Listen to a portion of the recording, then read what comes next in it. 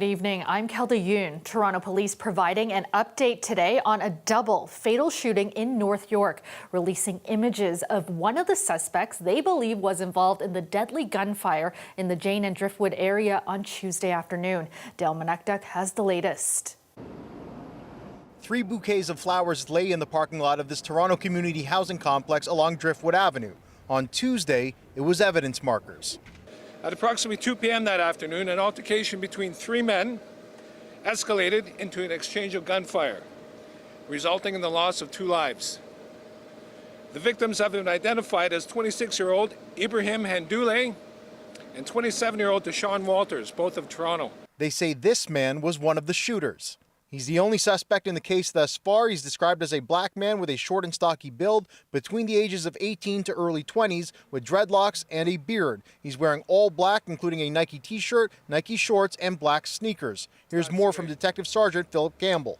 This investigation is ongoing, and we are working to determine the sequence of the events, including who fired which shots during the altercation. At this time, we cannot confirm whether this third individual was responsible for the death of Ibrahim or Deshaun, but we do know he was one of the shooters involved. Police say the victims and the suspect may have known each other, and the victims are from the community, one that has already been rocked with gun violence this year. We're bringing officers in on overtime, and we're doing extra patrols in the neighborhood. We've been doing extra patrols actually all summer for that reason, because we are so concerned. Police are keeping a community command post for as long as needed. Anyone with information about the suspect is asked to contact police or Crime Stoppers. Dale Manukduk, CBC News, Toronto. Meanwhile, York police say they've made arrests after a double fatal shooting in the town of Keswick.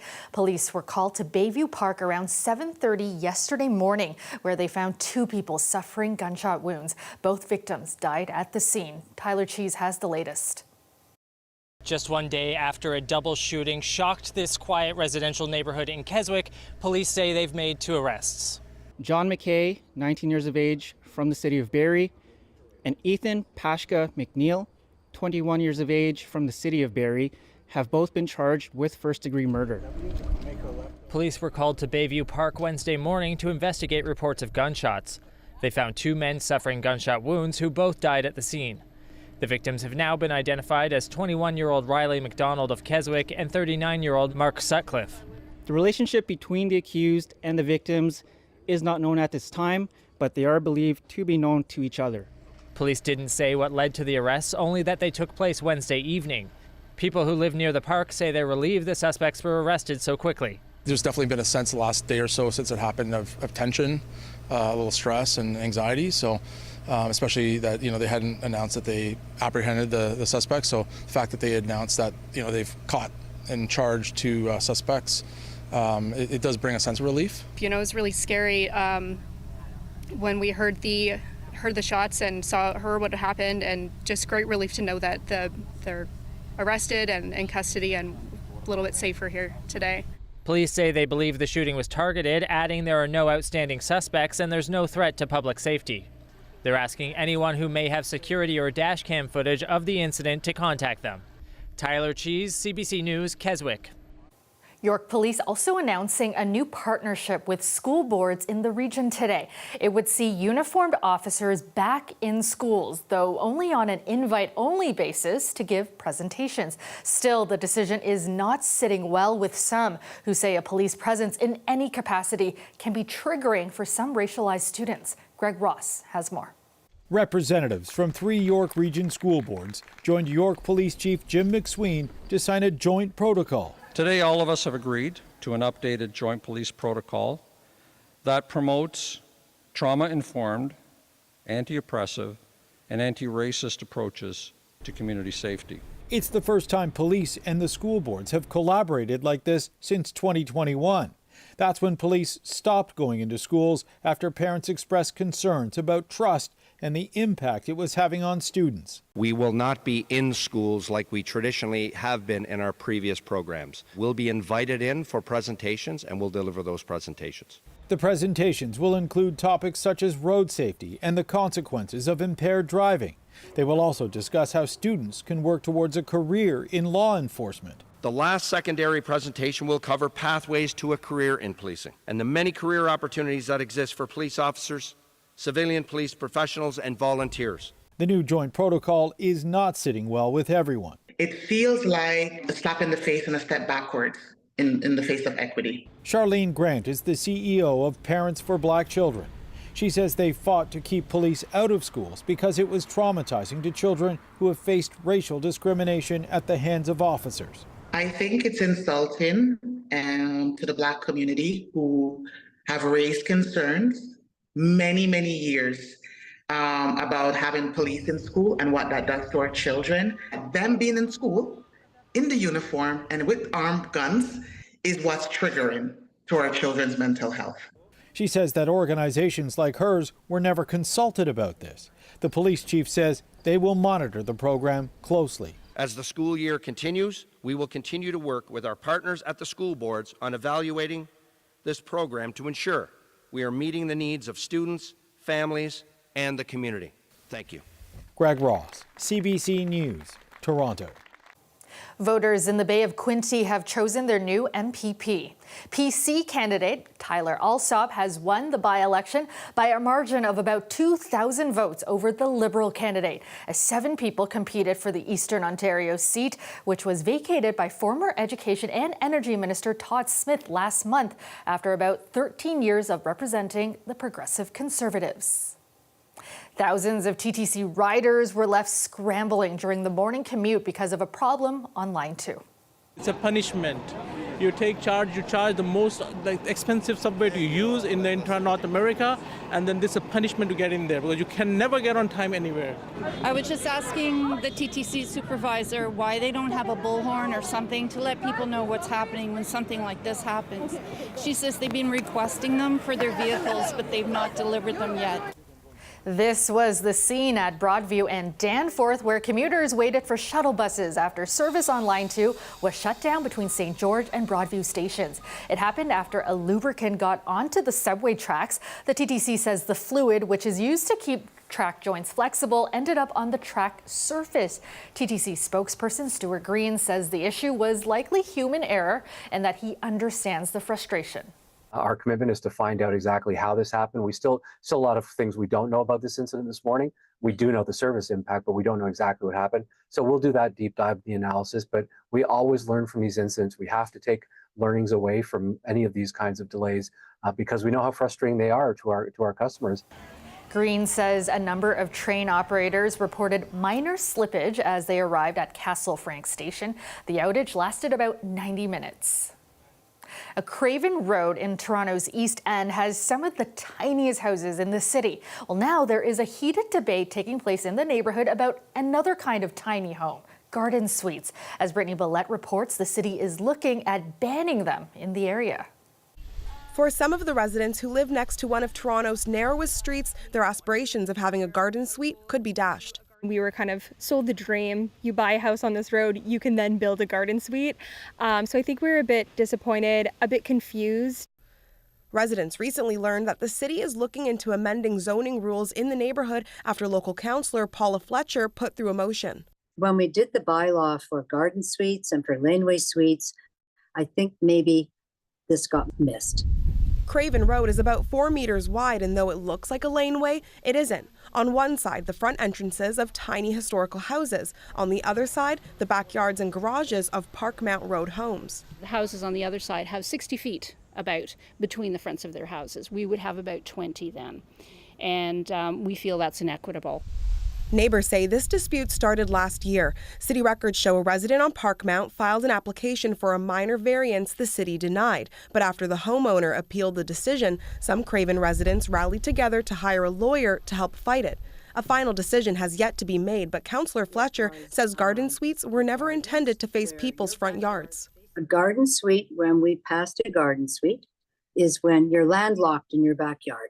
Your backyard is facing somebody else's backyard. This urban planner says he doesn't understand why the zoning needs to be changed. Set them back a few feet in accordance with the bylaw. Don't ban them outright. This is a solution in search of a problem.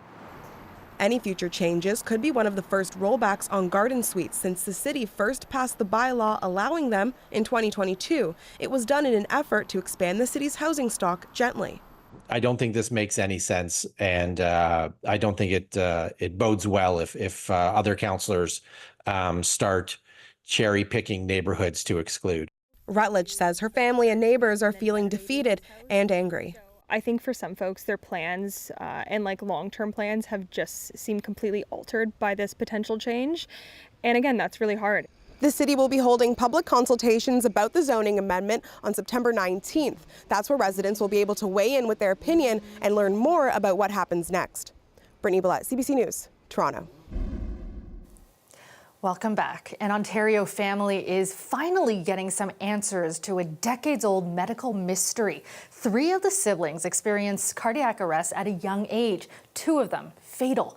As Mike Crawley reports, after baffling researchers for years, the family's plight has now led them to a medical breakthrough. So this is my sister, Jennifer. For decades, a health mystery surrounded Lauren Fillion's life and her siblings' deaths. Her sister died of a sudden cardiac arrest at 18. She had just finished high school. Her brother Peter collapsed and died at 34. Newly married, just starting a family. And Fillion herself survived cardiac arrest in her early 30s. Out of the blue, I was in an aerobics class at the time. Despite extensive cardiac testing on her and her family and DNA analysis, no one could pinpoint a cause. We had no answers for them, and we had no idea whether or not we'd wake up the next day and we'd hear that a brother or sister had had a similarly tragic fate. Sudden cardiac arrest is triggered by problems with the heart's electrical system. These red arteries here. It's different from a heart attack, which stems from damage to heart muscle. In a sudden cardiac arrest, you're looking at, on average, 1 in 10 patients surviving. So it's pretty dismal. I know, here we go. It took years and an international search for similar cases to find out what was happening to Fillion and her siblings. Come on. The Canadian researchers who discovered it call it calcium release deficiency syndrome, triggered by a variation in one gene known as RYR2. There was a lot of relief that now we had answers. The team's latest achievement? They've figured out how to detect the syndrome on an ECG. So you see how different it is? The researchers hope this becomes part of the standard arsenal of cardiac tests when trying to find out who might be at risk and whose life could be saved by having a defibrillator implanted. Now I'm so gratified and so thrilled that the first test was working in human. It's kind of bittersweet. Obviously I'm ecstatic that, somebody else isn't going to lose a brother, sister, mom or dad, or a child. Obviously it hurts that it came at the cost of, my brother and sister. Rusty, come. Fillion's children and her 2 surviving brothers have all been tested. None of them have the syndrome. Mike Crawley, CBC News, Ilderton, Ontario. The Daily Bread Food Bank's annual Thanksgiving drive launches today at a fire hall in Parkdale. And the charity says it's needed like never before. Clara Pasica has more. Here at this Toronto Fire Hall, personnel from Daily Bread, Purolator, and firefighters were all on hand to announce the big Thanksgiving goal: $4.6 million and 200,000 pounds of food. Now, the reason the Thanksgiving goal is so big this year is because of a great big need. On a monthly basis, some 13,000 new people are walking through our doors for the very first time. These are horrifying numbers for one of the wealthiest cities in the world, and a direct result of a lack of decent, affordable housing, income supports, and a rise of precarious employment. With the support of the community, the Daily Bread Food Bank continues to scale our operation and is now delivering approximately 1 million meals per week to the citizens of Toronto. Now, the reason we're here at this fire hall is because fire halls are one place where you can make food donations for the next several weeks during this campaign. But also this week, another exciting initiative from Purolator. Now, Purolator has partnered with Daily Bread Food Bank, and they've actually brought bags like this to several homes right across the city. Thousands of homes, in fact, have received these empty bags with the hope that people will fill them up with good food. With the current demand for food support at a record high, our goal this year is to fill all 30,000 bags. as we know that through the generous support of Toronto residents and the efforts of hundreds of dedicated volunteers, we can make this happen. For those of you who are able, if you've received a bag, please fill it with non-perishable food items and leave it on your doorstep.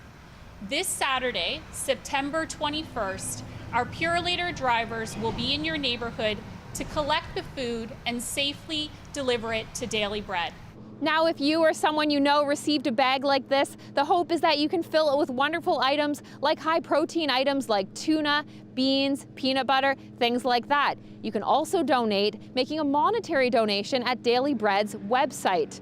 But the Daily Bread has recognized that there are a lot of people who aren't going to be able to make any sort of donation, recognizing that about 1 in 10 Torontonians are using a food bank themselves and more are close to it. They're saying that one of the biggest things that you can do is advocate to your elected representatives. They're saying to ask your elected representatives to do more to fix affordable housing and to increase social service supports. Clara Pasica, CBC News, Toronto. Training camp is underway for the Toronto Maple Leafs, the team lacing up their skates to take part in some on-ice drills today. I want our team to have an identity about competing, playing hard, working, winning battles, winning one-on-one battles, and I was really impressed. It was tough practice, but I didn't find that the pace dropped off that much from start to end, which is very important. Fan expectations are once again high for the team. Aside from a few changes to the Leafs coaching staff this offseason, the group of core players remains the same. The Buds also added a couple of veterans, including Chris Tanev, Oliver Ekman-Larsson, and former Habs captain Max Pacioretty on a professional tryout contract. I haven't talked in front of this many cameras in 4 years. So it's exciting. And I think at this stage of my career, like I said, I have a lot to prove right now. And this certainly adds a little bit more motivation. I think I've always kind of thrived under the spotlight and the pressure, and it kind of, every day it pushes you to prepare to be the best you can be. And some of the big storylines to follow this season: Mitch Marner's free agency saga, Austin Matthews' captaincy, and whether the team can finally deliver a deep playoff run.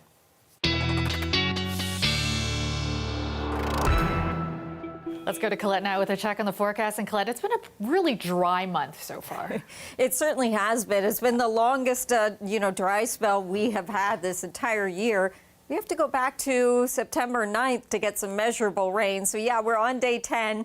We're going to make it to day 11, 12, not necessarily. I'm using Pearson, and it could be that because the showers we're going to see once they do come in are going to be somewhat scattered, maybe it'll bypass that. So there could be a bit of a technicality is what I'm saying here. Our normal high, though, is 20, 11, our normal low. Today, 25.8. We will round that up to 26 and our low 16. So, yes. We carry on ahead of the game. I know it has been unseasonably warm, but often September gives us a gift like this. I've said that before. And when I look back over this past decade, we've had about 50% of the days of September 19th where we've had a high of 25 degrees or warmer. Some of those were 27, a few of them, in fact. So even a little bit warmer than today. So it's not that unusual, and the records are in the low 30s. So there's a look at some of the other daytime highs. How about the nation's capital? 28. 27 for Windsor, Kitchener, and for London as well. And then we got a lot of 25s. Okay, I won't leave Peterborough out there with an afternoon high today of 28 as well. And we know that we had some of the humidex values feeling like we're in the low 30s. So there's some humidity there. We have the longer overnights. And with that, as things condense, we do get into some of that low-level stratus cloud, also known as fog. So there'll be some patchy fog around again overnight tonight and lingering into tomorrow morning until, because of this ridge of high pressure, the sun will be out tomorrow, and that's going to burn it off relatively quickly. But here comes our next system, the one giving very active weather through the latter part of today especially, but really through today, through parts of Manitoba and northwestern Ontario. But it butts up against this ridge that's been protecting us. As that happens, it weakens it somewhat. However, I am going to bring in just some high thin cloud tomorrow afternoon into the GTA, but a chance for some showers overnight into tomorrow night, especially southwestern Ontario, and then it's more so into Saturday morning. Very scattered in nature. The odd isolated thunderstorm possible, so very locally, highly, specific, but could have some areas where we do pick up some thunderstorms and so some heavier downpours there. Overnight tonight, though, 15. Let's go into day 11, 26, feeling closer to 30. And I mentioned the wet weather possible as we go into the weekend. It's not going to ruin all of Saturday, and the temperatures still not as warm, but above seasonal. I like it. Thanks so much, Colette. You're welcome. And finally tonight, when a rhino broke a front leg at a safari park in England, a team of specialists stepped in to help it get back on its feet. Every leg counts for an animal that has to carry 800 kilos of weight around. Amara, the southern white rhino, needed a 5-hour-long operation that officials are calling groundbreaking. There are no records of dealing with this type of rhino injury. Now, instead, the team relied on their knowledge of treating horses and applied it here. And after 27 weeks of recovery, Amara could join the rest of the crash, which is what you call a group of rhinos. I did not know that. That's our show for you tonight. Thank you so much for watching.